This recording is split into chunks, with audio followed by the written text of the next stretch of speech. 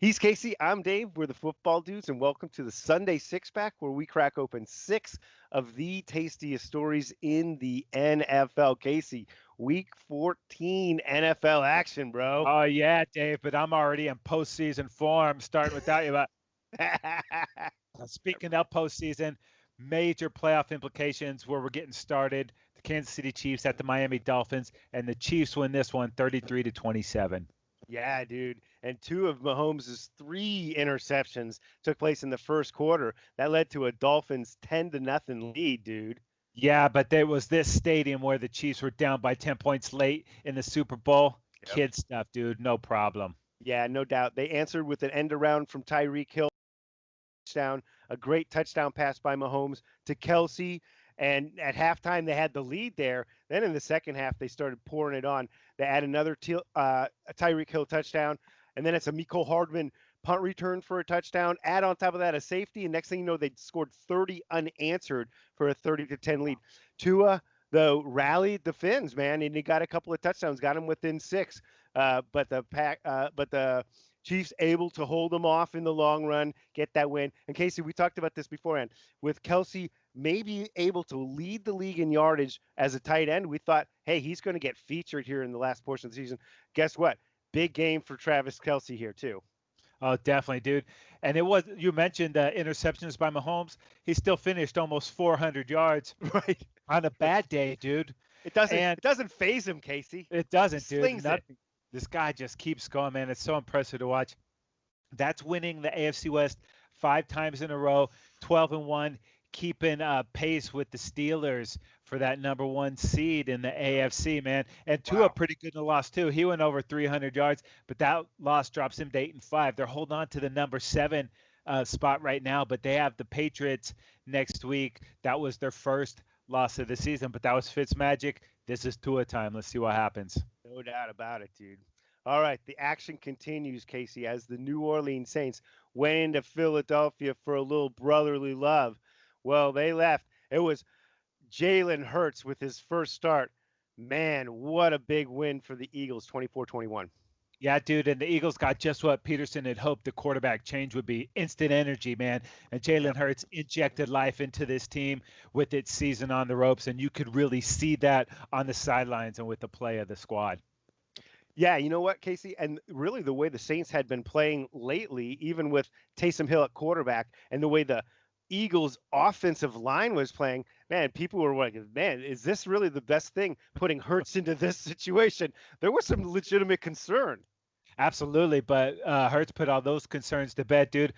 167 passing, over 100 yards rushing. Miles Sanders finally got off the schneid. He had 100 yards too. And as a team, Yeah. dude, Philly had 246 rushing yards, but they made big plays and avoided the big mistake. And that Philly defense, man, you got to show them some love too. They were stout, sacking Taysom Hill 5 times and holding those Saints to only 96 yards rushing.